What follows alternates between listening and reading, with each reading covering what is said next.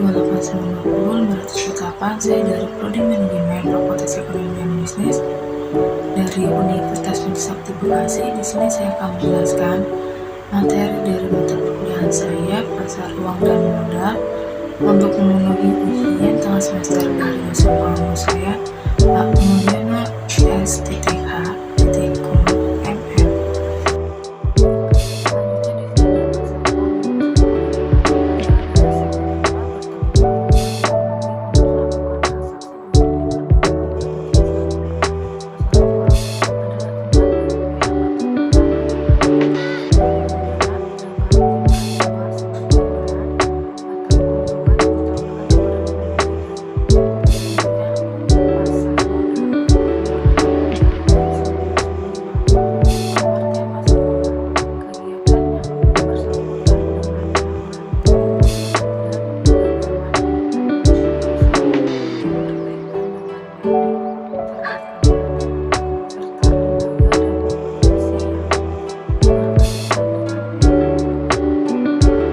Selanjutnya di sini ada peran pasar modal.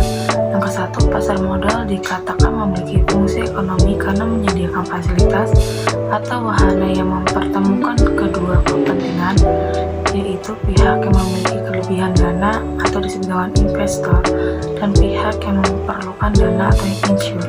Dengan adanya pasar modal, pihak yang memiliki kelebihan dana dapat menginvestasikan dana tersebut dengan harapan memperoleh imbalan atau return berupa dividen, sedangkan pihak insur, dalam hal ini perusahaan, dapat memanfaatkan dana tersebut untuk kepentingan investasi tanpa harus menunggu tersedianya dana dari kegiatan operasi perusahaan.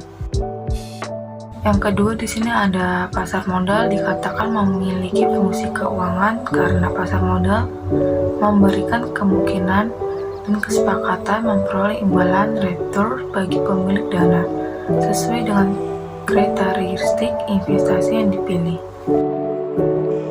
Selanjutnya di sini ada macam-macam pasar modal. Yang ke satu, pasar perdana, yaitu pasar saham dalam masa penawaran efek dan perusahaan menjual efek atau disebut dengan emiten kepada masyarakat untuk pertama kalinya. Kedua, pasar sekunder, yaitu titik sentral kegiatan pasar modal karena terjadinya aktivitas perdagangan yang mempertemukan penjual dan pembeli efek. Pasar sekunder ini dilakukan setelah penjualan pada pasar perdanaan terakhir. Ketiga, bursa paralel merupakan suatu sistem perdagangan efek yang terorganisasi di luar Bursa Efek Indonesia atau disebut dengan BEI. Selanjutnya di sini ada fungsi pasar uang. Yang ke satu ada mempermudah masyarakat memperoleh dana-dana jangka pendek untuk membiayai modal kerja atau keperluan jangka pendek lainnya. Kedua, memberikan kesempatan masyarakat berpartisipasi dalam pembangunan dengan membeli sertifikat Bank Indonesia (SBI) dan surat berharga pasar uang (SBPU). Yang ketiga, menunjang program pemerataan pendapatan bagi masyarakat. Selanjutnya di sini ada deposit. Deposit adalah simpanan yang cairannya hanya dapat dilakukan pada jangka waktu tertentu dan syarat-syarat tertentu. Di sini ada karakteristik deposit dari bank antara lain adalah ke satu, deposito dapat dicairkan setelah jangka waktu berakhir. Kedua, deposito yang akan jatuh tempo dapat diperpanjang secara otomatis atau automatic rollover atau disebut ARO.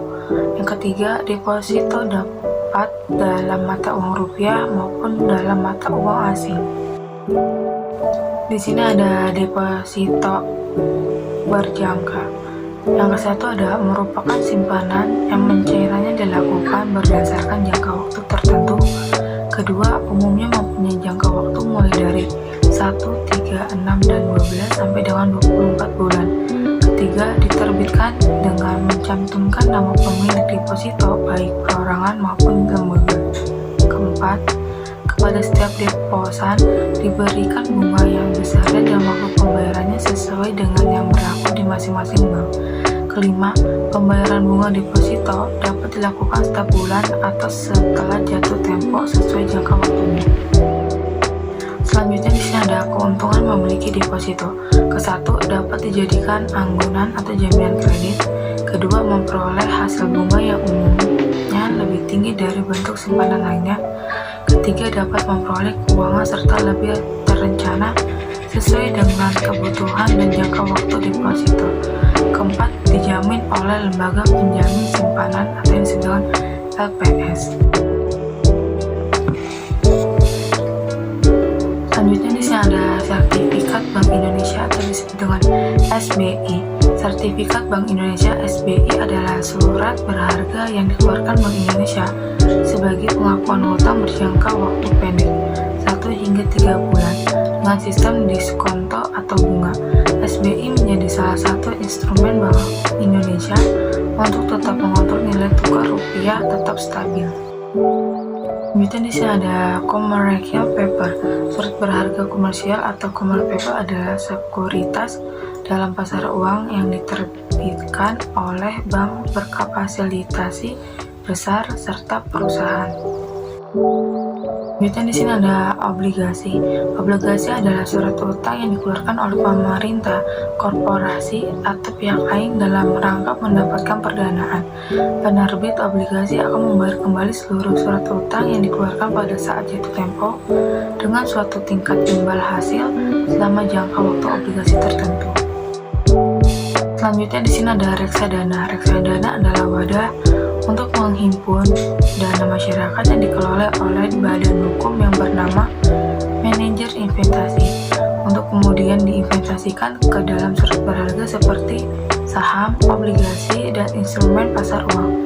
Di sini ada keuntungan membeli reksadana. Yang satu ada dikelola oleh ahlinya, kedua investasi yang berjangkau, ketiga resiko yang lebih minimal, keempat terjaganya likuiditas, kelima transparan. Kemudian di sini ada saham. Saham adalah surat yang menjadi bukti bahwa seseorang memiliki bagian modal suatu perusahaan. Seseorang yang memiliki saham artinya memiliki hak atas sebagian aset perusahaan. Apa keuntungan kita membeli saham? Terdapat dua sumber keuntungan yang bisa didapatkan oleh para investor saat berinvestasi saham, yaitu capital gain dan dividen. Capital gain merupakan selisih antara harga beli dan harga jual suatu saham. Yang terakhir di sini ada otoritas jasa keuangan atau disebut dengan OJK. Yang pertama di sini ada menurut Undang-Undang Nomor 21 Tahun 2011 Bab 1 Pasal 1 Ayat 1, OJK adalah lembaga yang independen dan bebas dari campur tangan pihak lain, yang mempunyai fungsi, tugas, dan wewenang pengaturan, pengawasan, pemeriksaan, dan penyidikan sebagian dimaksud dalam undang-undang ini. Kedua, OJK merupakan lembaga pengawasan jasa keuangan seperti industri perbankan, pasar modal, reksadana, perusahaan pembiayaan, dan dana pensiun dan asuransi. Mungkin cukup sekian dari saya, kurang lebihnya mohon maaf bila ada kesalahan kata. Wabillahi taufiq wal hidayah. Wassalamualaikum warahmatullahi wabarakatuh.